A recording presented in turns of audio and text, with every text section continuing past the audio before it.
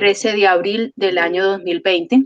Damos inicio y damos continuidad a nuestro programa de la Facultad de Medicina, hoy con Lorena Chaparro Díaz. Lorena es enfermera y doctora en enfermería y nos va a hablar sobre cuidar a los cuidadores en la situación de emergencia del COVID-19. Lorena, el micrófono es suyo. Al final vamos a hacer preguntas a través del chat con el que contamos acá en la plataforma. El micrófono es todo suyo, Lorena. Bueno, muchas gracias, profesora Liliana, y a la Facultad de Medicina por esta invitación. Esta presentación del día de hoy pues recoge un poco algunas anteriores que hemos realizado a partir de la experiencia del trabajo con cuidadores y que cada vez pues surgen cosas nuevas y hay muchos más retos para seguir trabajando con estos sujetos tan importantes para este proceso. Pues partimos de una definición, no quise traer aquí definiciones amplias de cuidadores, pero sí empezar a reconocer que todos los seres humanos somos potencialmente cuidadores. A veces pensamos que solamente el que está en el cuidado directo del paciente, dependiente principalmente, es el único cuidador. Sin embargo, a partir de mucha literatura relacionada con el concepto de cuidado, todos podríamos estar en esta labor de acuerdo a muchas tipologías que hay de cuidadores.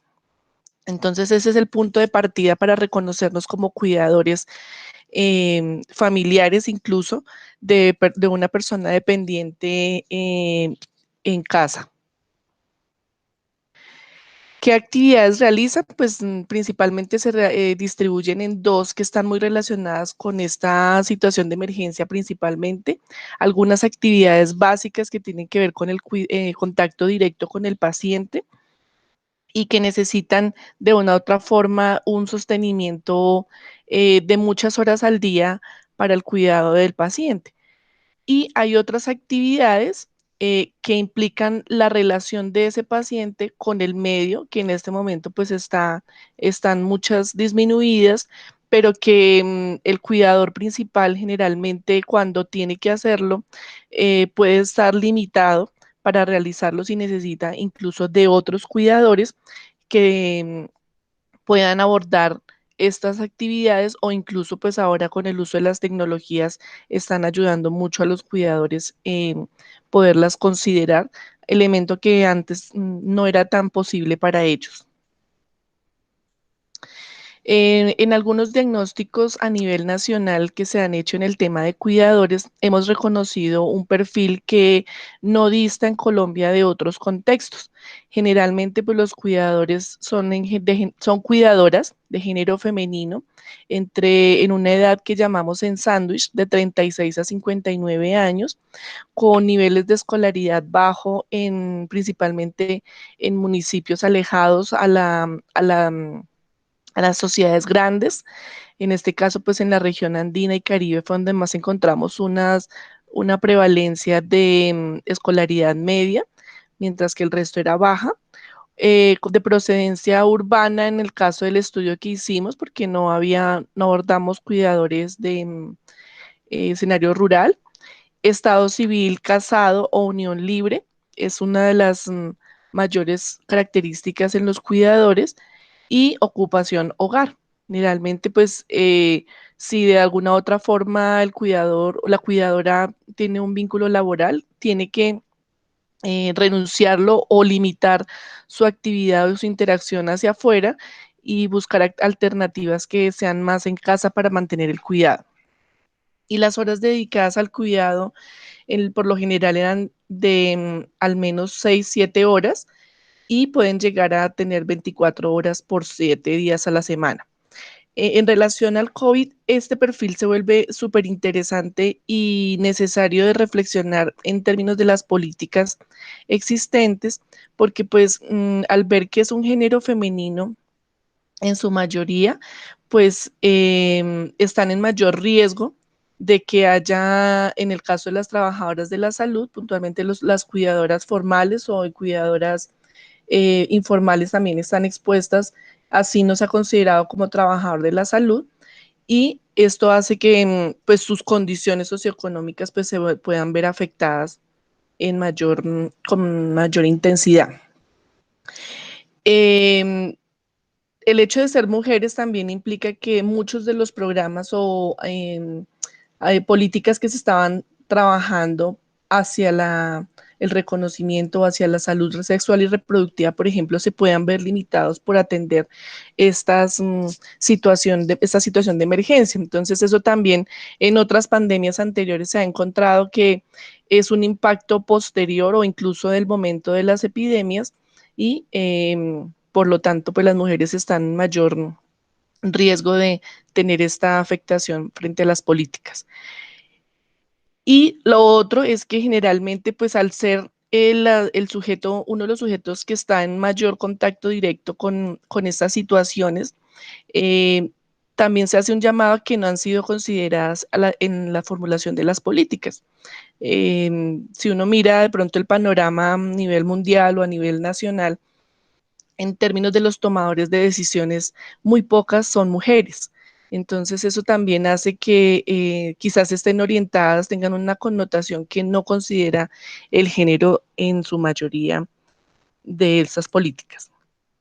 Dentro de las recomendaciones que tenemos para los cuidadores, pues el Ministerio de Salud ha sacado algunas generales. Aquí las vamos a poner como introducción, simplemente porque están ya disponibles a través de la página web. No, aquí solamente queremos como resaltar los aspectos principales de cada una de las condiciones. En estos aspectos del cuidado de personas con discapacidad es muy general a lo que hemos venido realizando.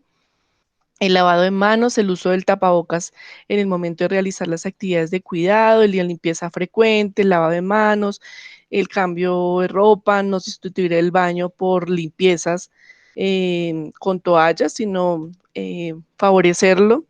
En el caso de personas con discapacidad, la precaución del sostenimiento a través del hombro y no del codo, como generalmente se realiza, y las personas que usan mascotas, saber que pueden seguirlas teniendo con unas medidas de limpieza frecuentes y medidas de precaución frente al momento en que se toca al animal, pero que es posible mantenerlos. En el caso de las personas con discapacidad, por ejemplo, el uso del tapabocas se vuelve algo que restringiría su comunicación y habría que mirar esa medida, cómo puede ser flexible y garantizar el distanciamiento. En el caso de las personas que utilizan dispositivos que necesitan estar manipulando y que están muy cerca a la cara, pues es un riesgo mayor y el llamado es a buscar estrategias para que pues se mantenga el lavado de manos, que es lo principal, y el distanciamiento con las personas. Y en el caso, por ejemplo, tener un oído, un tono de voz un poco más alto para que las personas eviten tener tanta cercanía con las otras personas. En el caso de las personas con discapacidad física, pues el lavado permanente de manos, el uso de guantes cuando se están utilizando los dispositivos para la movilización. Se tiene que volver ya una rutina estas prácticas. Cuando tenemos una persona dependiente en aislamiento domiciliario por esta situación, pues necesitamos, digamos que para los cuidadores de personas dependientes esto ya no es nuevo. Cuando los han trasladado a la casa, pues los cuidadores generalmente adaptan el hogar a las condiciones del paciente y han tenido que tomar ciertas medidas, por ejemplo, de limpieza y desinfección rutinarias. Aquí lo que cambia es mayor precaución frente a algunas prácticas como lo es el lavado de manos y la interacción como tal con el paciente que está dentro de un cuarto confinado, que ya su interacción hacia otros lugares del hogar pues se restringe un poco más, cosa que de pronto no pasaba antes, y todo el manejo de desechos sanitarios que también se vuelve algo importante para enfatizar en este tipo de pacientes. Entonces, en el caso del cuidador, pues del paciente que tenga, si el paciente es el que está con con síntomas de COVID-19, pues muy seguramente tendrá un espacio aislado, como es la recomendación que se ha dado para el manejo en casa, con acceso a un baño que solamente puede acceder él, en el caso de que sea posible. Hay situaciones en las que necesariamente los pacientes deben compartir el baño porque sea el único baño en casa. Esto puede suceder, pero entonces tendrían que mirarse otras medidas de mayor frecuencia de la limpieza de estos baños. Antes de entrar a la habitación, pues la recomendación es que usen al menos un tapabocas y los guantes para cuando se tenga acceso al paciente. Pues si es posible tener una bata desechable, pues sería lo mejor, pero en caso de que no se tenga, al menos tener el tapabocas y los guantes. Y pues importantísimo en el manejo de los desechos, todo lo que salga de la habitación del paciente en una bolsa aparte que no sea compartida con otras basuras de la casa. Para los cuidadores hay unos elementos súper interesantes que ellos han conocido mucho y que son muy prácticos para hacerlo, pero pues aquí se vuelve relevante diferenciar lo que es la limpieza de lo que es la desinfección.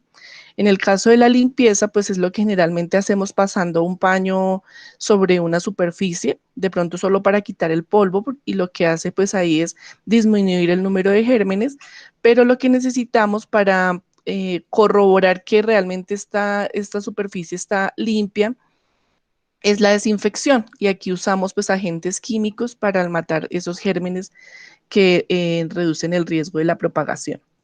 Entonces, pues, frente a esa limpieza, esa desinfección, pues lo que se ha recomendado es la solución de hipoclorito que podamos diluir de una u otra forma en un envase más práctico, porque generalmente esto está en, en dispositivos un poco más grandes y necesitamos algo que sea práctico para que podamos hacer la limpieza 2, 3 veces al día. Entonces, pues la recomendación es tener 90 mililitros de agua más 100 mililitros de cloro convencional, el hipoclorito que generalmente usamos en casa. De esto es súper importante, pues, rotular el envase, evitar el uso de botellas de gaseosas o alimentos, porque esto podría estar en acceso fácil para niños o para personas que de pronto asuman que esto es una bebida de consumir, y no usar agua caliente o otros elementos, que generalmente pues se tiende a pensar que si se le adiciona otra cosa podríamos tener otro efecto, pero lo que podríamos hacer en ese caso es de pronto generar unas mezclas que sean más lesivas para las personas. Entonces, lo que necesitamos es tener un envase que esté disponible para poder hacer la limpieza de las superficies. En cuanto al uso de mascarillas, pues hay muchas recomendaciones frente a esto, lo hemos escuchado. Lo más importante en términos del uso de las mascarillas, pues ha sido, primero, el tener el acceso a estas, y segundo, el lavado de manos antes de ponerla, y también antes de retirarla y después de retirar la mascarilla. El uso de la mascarilla está muy condicionado a este otro elemento del lavado de manos. No podemos pretender que con el uso de mascarilla estamos previniendo el 100% de la infección, sino que siempre debemos estarlo combinando alrededor de otras estrategias. Ya pues recientemente se ha visto la necesidad de usar tapabocas en tela, pero ya hay unas recomendaciones específicamente frente al tipo de filtro que generan de las telas que es posible usar. No podemos pensar que cualquier tapabocas de cualquier tela también serviría, sino que necesita tener estas características. Hay unos aspectos de la labor de los cuidadores que se vuelven súper importantes en esta situación, y tiene que ver con las habilidades de cuidado. Entonces, por ejemplo, en términos de la toma de decisiones, los cuidadores, pues a veces cuando ellos empiezan a adquirir cierta habilidad, lo preparan o se anticipan a situaciones. pero pues en este momento se vuelve algo súper urgente y súper importante para realizar. Entonces, lo que se sugiere con los cuidadores es que promuevan en el caso de que pueda suceder que una situación de infección en la comunidad se presente, qué van a hacer como familia, qué van a hacer con el paciente, qué van a hacer con ese cuidador principal que de pronto sea el que esté infectado. Entonces necesitamos como cuidadores y como familia organizarnos para un plan de futuro y no esperar a que se presente, sino anticiparnos a esta situación. Los cuidadores también están acostumbrados a mantener la carpeta de información, generalmente lo llaman ellos, del paciente. Entonces aquí se vuelve también importante tenerla a la mano y que incluso haya otros cuidadores que conozcan dónde se accede a esta información en caso de que deban acudir de pronto para llevar el paciente a un servicio de urgencias en caso de que sea necesario, ¿sí? La primera orientación es comunicarse con la EPS en caso de presentar síntomas y no ir inmediatamente al servicio de urgencias, sino buscar las medidas primero de teleasistencia.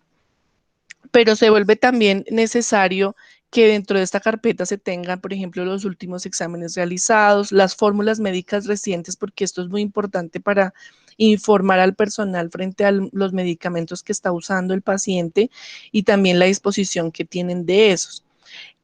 Documentos de identificación generalmente del paciente y del mismo cuidador también, y una lista de teléfonos de las personas que están, sean los miembros de familia o sea las instituciones que están cuidando al paciente en ese momento. Eh, Promueva pues también como cuidador hablar con los miembros de la familia para lo que les mencionaba frente a qué hacer en el caso de un brote de COVID-19 en la comunidad. Esto nos puede suceder a todos, no es algo que esté ajeno y especialmente en personas con dependencias, pues generalmente están asociados con enfermedades crónicas y tienen mayor riesgo. Y es importante que los cuidadores conozcan esta posibilidad. También se vuelve necesario que dentro de ese plan de futuro se integre un plan de relevo de cuidadores. ¿Qué pasa si el cuidador principal sea el que esté infectado y quién va a cuidar el paciente? Generalmente los cuidadores no están acostumbrados a delegar el cuidado o no han preparado a nadie para que asuma ese cuidado. Y aquí, pues más que entrar de pronto en crisis, lo que se necesita de pronto es anticiparse y buscar alternativas de otros cuidadores que deban estar al menos 14 días con el paciente, porque pues es el tiempo recomendado para tener el aislamiento obligatorio. Quienes también es importante, a veces no se interactúa con los vecinos de los pacientes dependientes, donde están los pacientes dependientes, y es necesario tener una interacción, en este caso telefónica principalmente, o, o previa que se tenga de personas que pueden ayudar en situaciones, por ejemplo, de abastecimiento o de pronto de orientación general, pero sí se vuelve importante tener a estas personas vinculadas. Un aspecto también dentro de los cuidadores es cómo abordar la paciencia. En esta situación de confinamiento, la paciencia se vuelve algo que los cuidadores quisieran tener en abundancia y que eso cultivara mucho. La recomendación aquí, por ejemplo, es que se pueden tomar medidas de control para prevenir el contagio en lo posible y lo que es viable, pero no podemos controlarlo todo, ¿sí? Como sabemos, podemos tener el riesgo de enfermar, pero si llega la enfermedad no significa que lo estoy haciendo mal o que algo hice mal y que por algo que hice mal de pronto sentir la culpa y generar cierta molestia y mayor impaciencia porque creo que no lo estoy haciendo bien. Entonces también es inevitable querer controlarlo todo. Pueden haber cosas que se pasan, pero pues en la medida en que el cuidador generalmente lo hace y lo hace bien, podrá tener pues el control sin tener que obsesionarse por que todo esté perfecto. Todo requiere un tiempo y es necesario dárselo a quien necesita. Entonces, generalmente para el lavado de manos, para el aislamiento de pronto del paciente en el hogar. Generalmente cuando son personas mayores pues necesitan tener mayor aislamiento de otras personas o de niños. Entonces esto requiere un tiempo y necesitamos dárselo a las personas que lo necesitan. Eh, y pues si entramos en angustia de que la persona dura más tiempo de pronto en el baño, dura más tiempo en el desplazamiento, pues no estamos favoreciendo que las personas usen el tiempo necesario. La paciencia es algo individual, no es colectivo.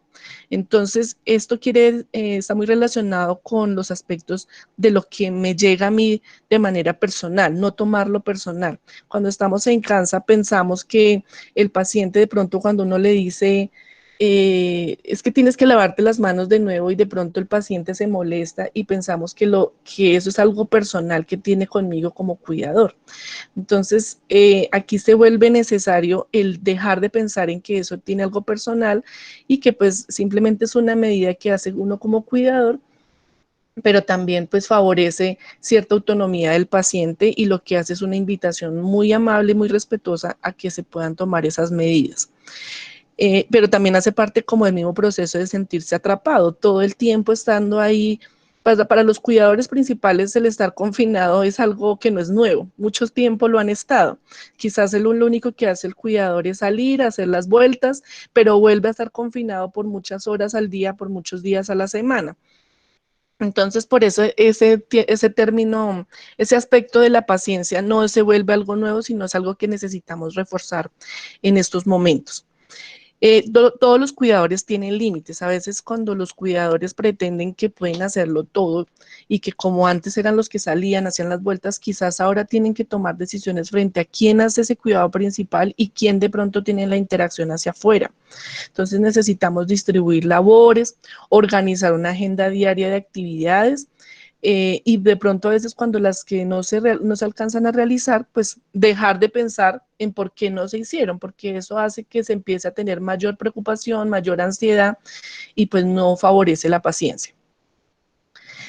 La impaciencia, ¿cuándo se da? Pues cuando tenemos muchas actividades. ¿Sí? En el día pues necesitamos por eso tener una organización diaria de lo que vamos a hacer y que en caso de que no podamos realizar ciertas actividades porque hay esos límites, pues no estar pensando todo el tiempo en eso y más bien aprovechar que son pocas actividades en el día, pero más días para poderlas realizar. Entonces, a veces con las personas mayores, por ejemplo, como necesitan mayor tiempo para realizar las actividades, no podemos pretender que sea como los niños que podemos hacerle una tarea en la mañana, otra tarea en la tarde, sino más actividades en las que ellos se hagan parte, por ejemplo, en el caso de la elaboración de los alimentos, el de pronto escuchar la oración, por ejemplo, en la Semana Santa muy seguramente esa fue una de las prácticas realizadas, pero algo que sea un poco más cercanos a ellos y de pronto solo una al día. También la paciencia la impaciencia puede presentarse porque estamos pensando que esto nunca se va a resolver y queremos que se resuelva ya. Entonces volvemos al punto de dar el tiempo necesario al mismo proceso que estamos viviendo. Y cuando estamos en esa actitud de pronto de que no hacemos nada, solo pensamos negativamente, pues la impaciencia se va a ver un poco más visible y esa no es la idea, sino más bien permitir que el mismo proceso de cuidar es algo súper importante. No más el hecho de estar ahí todo el día con el paciente se vuelve un aporte significativo en esta situación de emergencia. ¿Sí? Para algunos de pronto puede ser, para lo que los tomadores de decisión a veces es muy más importante tener el dispositivo, el ventilador en la unidad de cuidado intensivo y todo eso, pero si uno mira de fondo esta emergencia que nos está llevando es a que se dé importancia al cuidado que damos en casa y a lo que podemos hacer como cuidadores, pacientes y familia dentro de las situaciones de salud.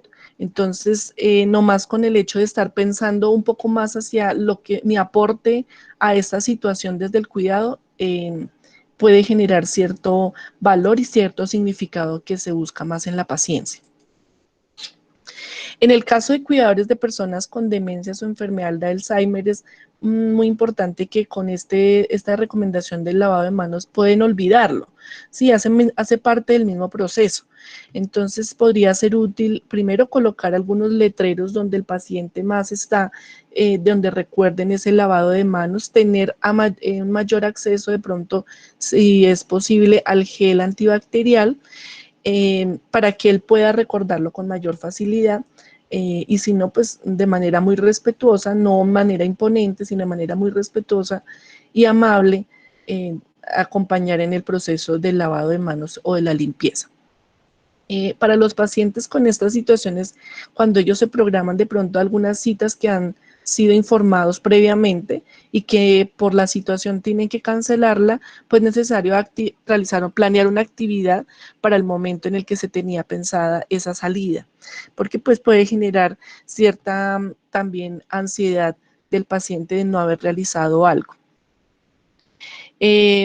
La situación de los hogares de cuidado a largo plazo que no se pueden asistir, también es importante para los cuidadores buscar las alternativas mediante las tecnologías que le facilite el hogar donde está el paciente.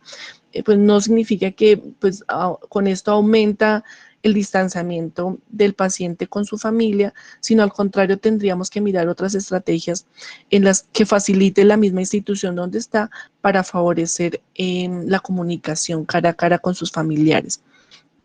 Y cuando tengan ese contacto con el paciente que está institucionalizado o que yo no estoy directamente cuidando, pues lo que es más importante es que la llamada sea supremamente significativa y que podamos hacer incluso alguna orientación de pronto a través del mismo teléfono, porque no poder hacerle una lectura muy sencilla, muy corta, que pueda ayudar a ese cuidador principal también que está en casa en las actividades eh, tan sencillas pero tan importantes que podría ser el contacto del paciente con otras personas a través de las tecnologías. Se vuelve aquí importante también pues hablar del cuidador a distancia. Este es un cuidador que generalmente no está muy visto o muy reportado, incluso en las políticas que se hacen hacia cuidadores. Solamente está dirigido a los cuidadores principales, ese cuidador que hace las actividades básicas o instrumentales de la vida diaria. Pero aquí el cuidador a distancia podríamos ser todos, incluso no solamente cuidadores familiares, sino incluso ahora los llaman como los cuidadores que adoptan pacientes. Entonces es una persona que no puede estar presencialmente con el familiar, pero que sigue manteniendo un vínculo, y pues aquí se vuelven las tecnologías. Esto estaba antes de la emergencia del COVID, ya está reportado en la literatura, pero aquí se rescata porque tiene un papel súper importante para el apoyo emocional, incluso para el apoyo financiero que pueda tener ese cuidador principal que está en el cuidado directo del paciente. Entonces, pues aquí la invitación es a que esos cuidadores a distancia, porque pueden ser muchos de un solo paciente, tengan manifestaciones, por ejemplo, tomarse una selfie mandándole un beso o una expresión de cariño, y que la pueda ver el paciente en casa 1 o 2 veces al día, para que él pueda sentirse conectado con sus familiares o motivado para este proceso de aislamiento. Y algo súper importante dentro de esta labor del cuidador a distancia es el agradecimiento, decirle gracias a ese cuidador que está presencial o al mismo paciente, gracias por estar ahí para nosotros, y hacerlo de manera explícita, no asumir que sí, que lo están haciendo bien, sino a veces ellos como los cuidadores principales o los cuidadores directos necesitan tener esa manifestación de agradecimiento. En esa manifestación de agradecimiento es súper importante que el cuidador a distancia le pregunte a ese cuidador principal que está en casa con el paciente cómo está, ¿sí? Y poder incluso identificar de pronto algunos riesgos que puedan estar tanto el mismo paciente como el mismo cuidador. Y a veces no necesitamos estar dando muchos consejos, porque a veces el cuidador a distancia puede ser malentendido por el cuidador principal como ese cuidador o esa persona que solamente critica o simplemente piensa que todo se está haciendo mal en casa. Entonces aquí lo que necesita hacer ese cuidador a distancia es escuchar la experiencia y solamente responder lo que el cuidador pregunte o lo que el paciente pregunte, ¿sí? No intentar dar consejos porque ellos están llenos de consejos de todo mundo. Y pues eso sí es muy importante y necesita mucha consideración el cuidador principal por los cuidadores a distancia, es el apoyo en la toma de decisiones. Que si el cuidador pregunta qué tengo que hacer o qué...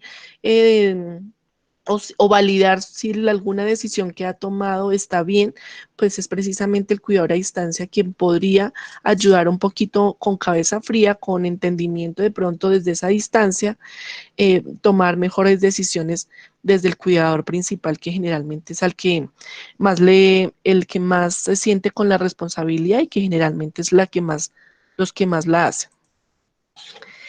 Dentro de las recomendaciones o más oportunidades, porque lo que hemos visto también es que esta situación de la emergencia nos trae muchas oportunidades que es necesario reconocerlas, como lo que mencionaba frente a los cuidadores a distancia, es una oportunidad. No habíamos sido reconocidos como cuidadores a distancia y lo podemos ser. Incluso de personas que ni siquiera son nuestros familiares directos. Otra oportunidad es pensar en unos ambientes saludables para la persona dependiente y el cuidador.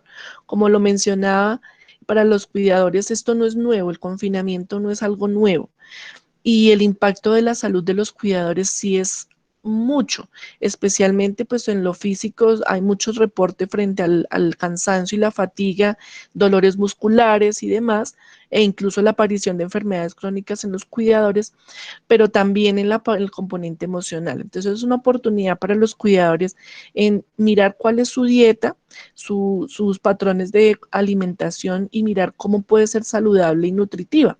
Hay mucha información que está al respecto y que con ese boom de información necesitamos echar mano para poder evaluar si lo que estamos consumiendo es lo adecuado. El consumo de bebidas azucaradas, ¿sí? Entonces la invitación es más a tomar, a mantenerse hidratado a través del consumo de agua y, no, y evitar las bebidas azucaradas. Hay cuidadores o pueden haber prácticas en las familias en donde el cigarrillo está todavía instaurado. Este es el momento para mirar realmente, evaluar la práctica y buscar alternativas incluso que pues con más importancia se necesita el dejar de fumar en este momento. El hacer ejercicio con rutinas sencillas que no necesariamente se está poniendo a prueba casi el hecho de que necesitamos siempre estar en un gimnasio o estar en el exterior, sino el llamado es a mirar estrategias que podamos hacer en casa y pues esa también se vuelve una oportunidad.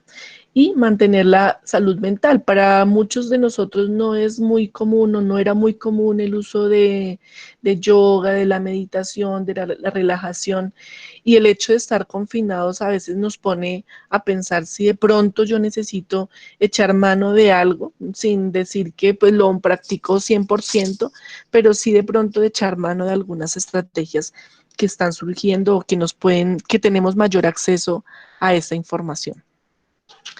En caso de que tenga el cuidador o el paciente que ir a un servicio de urgencias, sea por la condición crónica que tiene el paciente o sea por la aparición de los síntomas que necesariamente implican el desplazamiento, que ya previamente, pues de pronto en la llamada telefónica que hicieron con su EPS les informaron que deben acercarse a un servicio de urgencias, para el cuidador y el paciente se vuelve un reto ir a esos espacios con algunas medidas de precaución.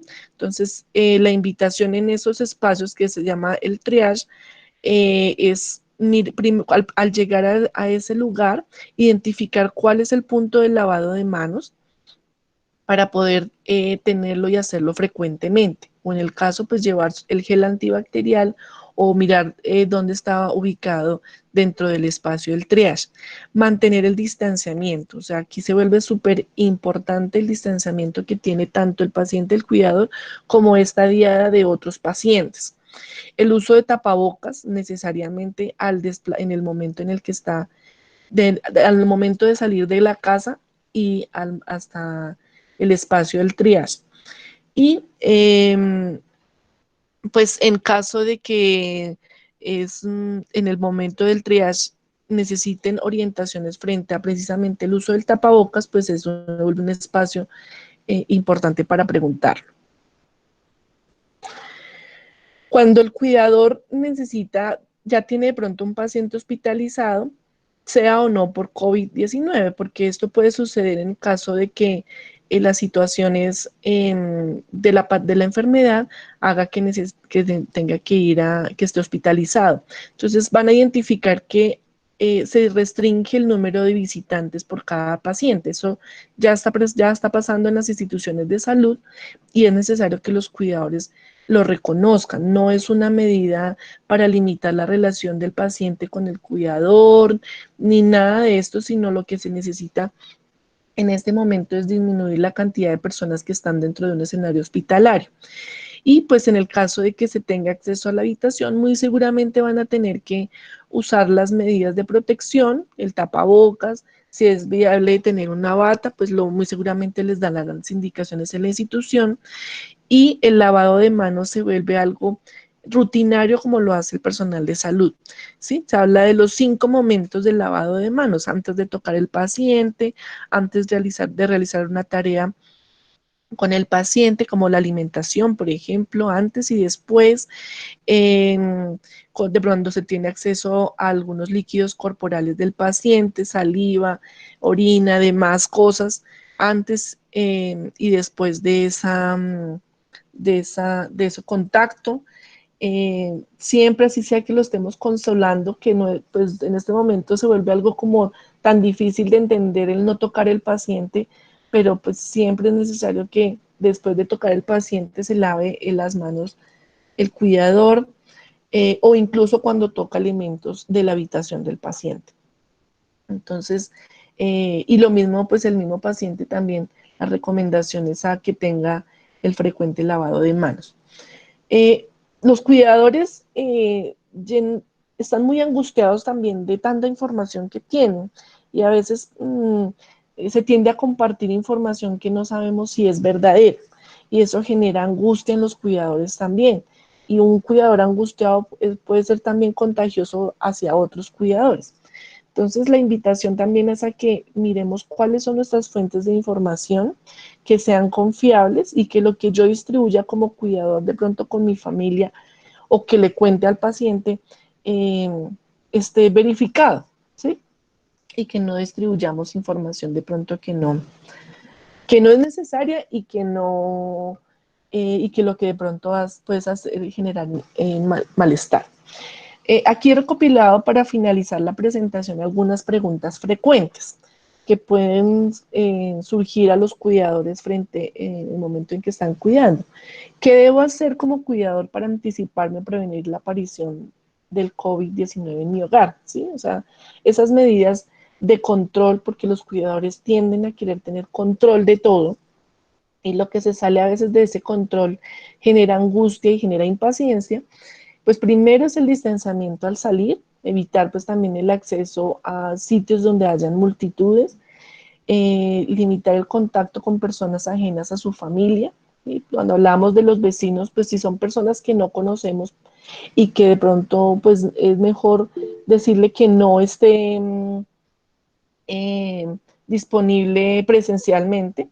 Limpiar y desinfectar es los dos elementos súper importantes y claves para los cuidadores. Contribuir pues a que la condición del paciente esté controlada, es decir, seguir las recomendaciones que les han dado frente al manejo de la enfermedad, tomar los medicamentos según las indicaciones y no suspender medicamentos, porque en tanta información pueden surgir cosas que digan, no, es mejor que le quite esto, es mejor que tal medicamento de pronto produce un efecto dentro de la infección y en este momento no es recomendable suspender ningún medicamento. ¿Qué cosas pues debo tener en cuenta frente al uso de los medicamentos?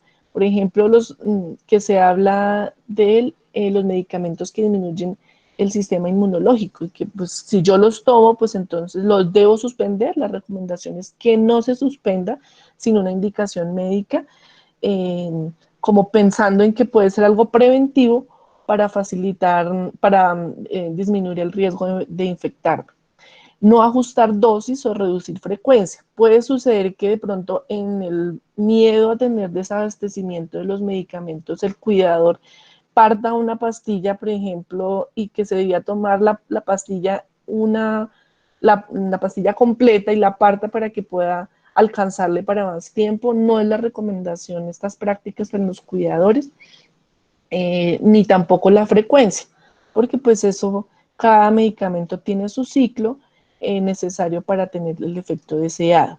Por ejemplo, en el caso de los medicamentos para los pacientes hipertensos, no se deben suspender, incluso si se infectan, no se deben suspender y no tomar decisiones frente al uso del manejo de medicamentos sin consultar. Y en el caso de los síntomas, especialmente el síntoma de la fiebre, pues podría tomar acetaminofén en caso de que no se tengan contraindicaciones y consultar previamente con su médico la administración de este medicamento.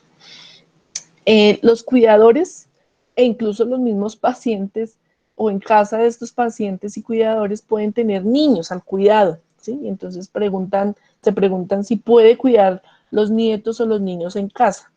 En esta emergencia, los abuelos no deberían estar al cuidado de los nietos. Es la recomendación más importante.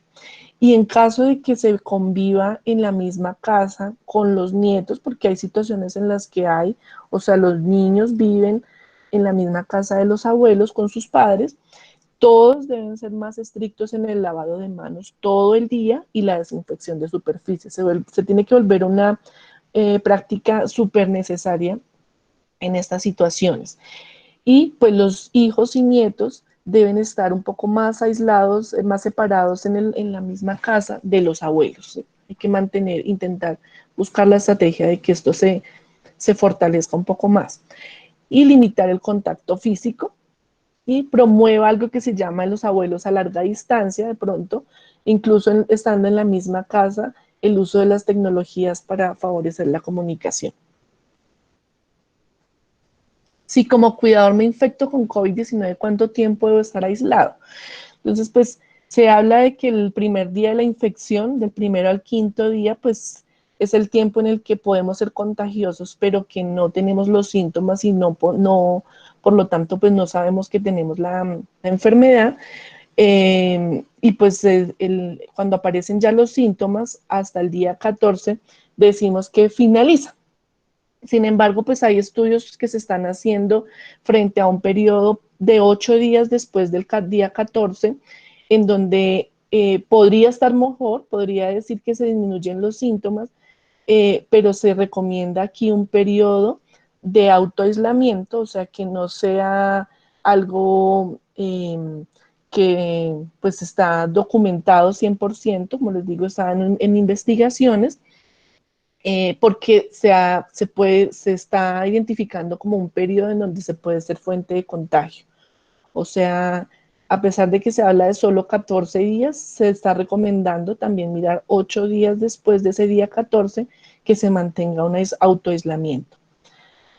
Y pues el uso de tapabocas, el del distanciamiento, el no tocar las superficies y luego a la cara, y ese periodo de autoaislamiento es para evitar la propagación principalmente.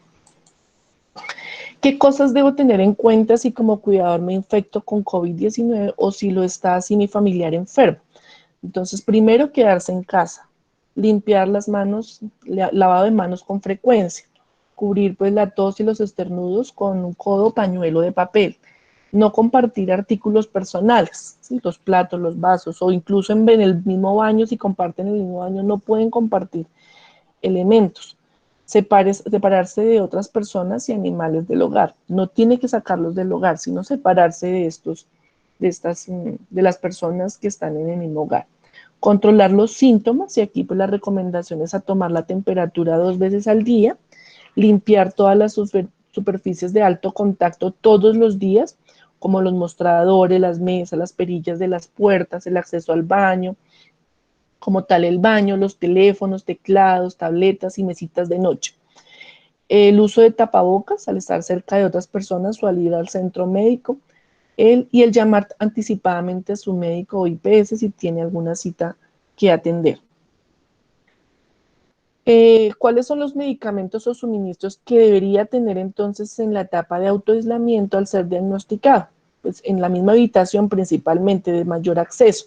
Los medicamentos recetados únicamente, los equipos y los suministros en el caso de que el paciente sea diabético o hipertenso, como por ejemplo los glucómetros y el tensiómetro, medicamentos para la fiebre en caso de que lo pueda tomar, el termómetro, fluidos o electrolitos, tener acceso a la mano de agua, pues en su defecto si no se tiene de pronto otros suministros para la hidratación, el desinfectante o el acceso al baño para el lavado de manos, un papel, pañuelos de papel o papel higiénico y una bolsa de basura para poder desechar los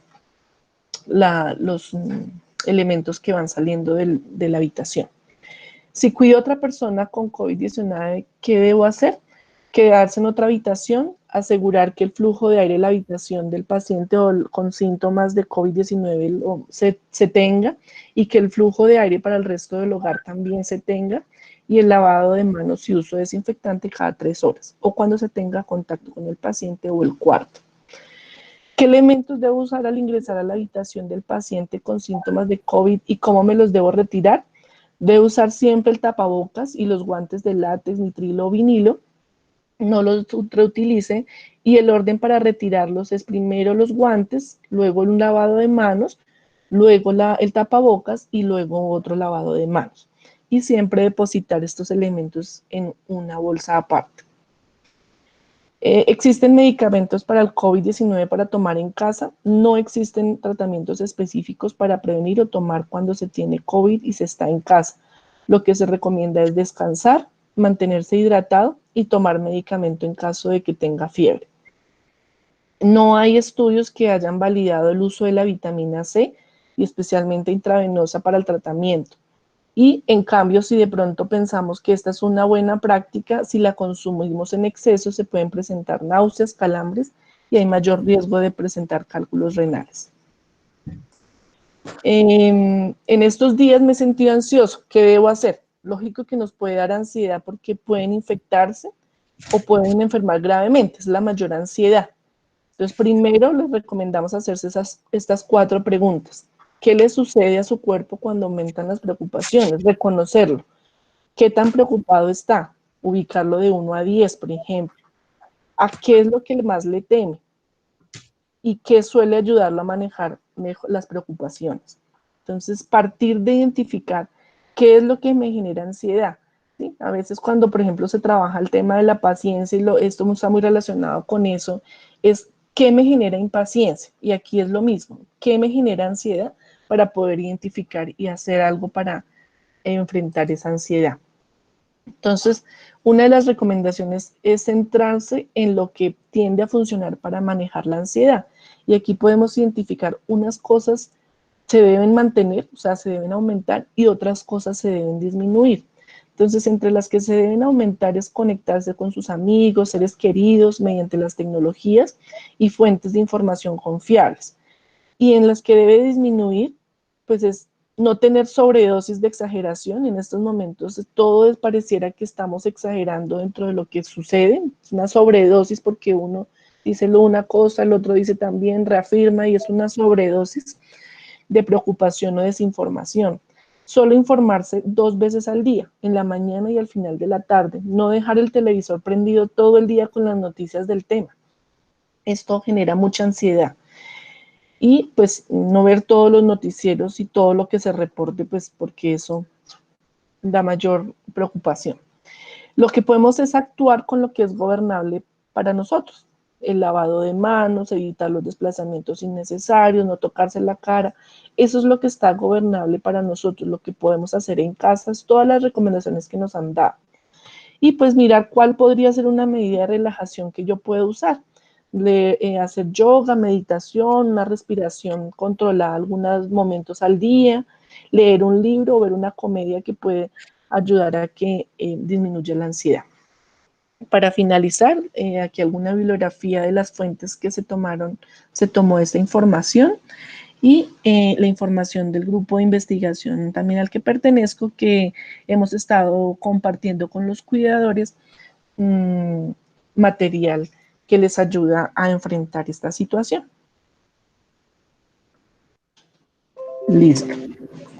Lorena, muchísimas gracias por excelente charla que nos ha dado el día de hoy. No sé si en el público haya alguna pregunta, la pueden realizar a través del chat. Si tienen alguna duda o alguna inquietud. Y mientras hacen algunas preguntas, yo quisiera comentarle algo. Se ha hablado mucho acerca de cómo las vitaminas pueden ayudar al sistema a mejorar el sistema inmunológico, y usted nos ha hablado del uso de la vitamina C, que no se evidencia su efectividad, sino al contrario, su uso en exceso puede traer algunas consecuencias. ¿Usted sabe algo o conoce algún estudio acerca de la vitamina D, que en algún momento la Organización Mundial de la Salud estaba publicando algo con respecto a que es útil para mejorar defensas o sistema inmune? Pues lo más importante es mantener la alimentación con todo el suministro de estas vitaminas que nos ayudan a favorecer todo. Lo que en términos de investigación es lo que se está encontrando es que las que se están haciendo todavía están en su fase de recolección. Se esperaría que más hacia mayo de pronto se empiecen a encontrar resultados de muchas de las investigaciones que se hicieron incluso en los países de orígenes de la infección. Entonces, pues mi recomendación como enfermera es a que intentemos dentro de la alimentación el consumo de las vitaminas, todas en su diversidad a través de las frutas, los vegetales y demás, y que no usemos, no la tomemos adicionalmente porque sí podrían tener algunos efectos y por lo tanto tampoco pues hay investigaciones que lo hayan demostrado. Tener un sistema inmunológico pues fuerte sería importante, por ejemplo en el caso de los cuidadores sería importante. Lo que uno sí ve es que antes de la pandemia, la salud de los cuidadores pues se ha venido deteriorando y muchos de ellos ya están con enfermedades crónicas o incluso con sistemas inmunológicos deficientes. Entonces, pues ahorita se vuelve más como una oportunidad el pensar si lo estamos haciendo bien con esa alimentación y no tomar decisiones de pronto de automedicación que puedan afectar más la salud. Entonces, de alguna forma, los cuidadores tienen que mejorar su autocuidado. Se enferman igual que cualquiera de nosotros, y aún más Exactamente. porque están sometidos a situaciones de estrés y ansiedad, porque están en una permanente vigilancia con su paciente o con la persona que están cuidando, y eso de alguna forma los lleva a situaciones emocionales que les pueden generar ansiedad y estrés, y está viéndose reflejado en enfermedades crónicas de alguna forma. Exactamente, sí, yo creo que se debe ver como una oportunidad para reflexionar de lo que estamos haciendo y tomar rápidamente medidas de autocuidado, más que autocuidado, a mí me gusta llamarlo más la gestión de su propia salud y del cuidado de sí mismo. ¿Los cuidadores tienen algún tipo de pausa activa implementada o es algo que no está establecido? Hay cuidadores que, como les decía, en términos del aislamiento, ellos lo han vivido mucho tiempo y las familias no estamos acostumbradas a que el cuidador tenga su propio espacio, su propio tiempo. Entonces, digamos que en ese llamado del cuidado de sí mismo, la invitación es a que en esa rutina que tienen el día a día dediquen tiempo para ellos. Porque como no estamos acostumbrados a que ellos lo tengan, entonces sí se hace una invitación a que hagan una rutina propia adicional a la que generalmente hacen del cuidado del paciente. Por ejemplo, pues digamos que en el programa que se maneja en la universidad, en la Facultad de Enfermería, cuando teníamos el espacio presencial era un momento para que ellos se desconectaran. Ahorita lo hemos mantenido a través de las tecnologías también, y pues eso también se vuelve algo necesario para ellos, muchos de ellos pues han adoptado actividad física en casa. E incluso habíamos visto cómo en la misma sesión de la videoconferencia del programa, ellos iban haciendo su actividad física incluso, y se vuelve algo súper importante. Las actividades de relajación y incluso el uso de actividades como el baile ha sido súper importante. La musicoterapia, por ejemplo, con ellos funciona muy bien, pero ha sido más la adopción, el reconocimiento de que esa es una práctica para mí como cuidador y para mí como persona, porque no es solamente el 100% dedicado al paciente, porque ellos han visto los impactos negativos que esto puede generar e inmediatamente, si están dentro de programas dirigidos a cuidadores, rápidamente lo aprenden. Bueno, profesora Lorena, muchísimas gracias por la charla. Aquí hay varias personas dándole las gracias. Julián Esteban le da las gracias por su charla. Sandra Suárez, Cristina también le da muchos agradecimientos por esta charla tan buena y útil. Marta González. Y nos están preguntando que en qué link podemos revisar todas estas charlas, y quiero decirles a las personas que se encuentran conectadas que todas las charlas se encuentran en el canal de YouTube de la Facultad de Medicina con el hashtag #Salud Unal Contigo. Allí pueden encontrar todas las charlas que hemos venido realizando desde el día 25 de marzo. No sé si quiera enviarnos algún mensaje para finalizar, profesora, y ya podernos despedir. Sara, de Piedad Alarcón, Magda, todos están enviando muchísimos agradecimientos por su charla.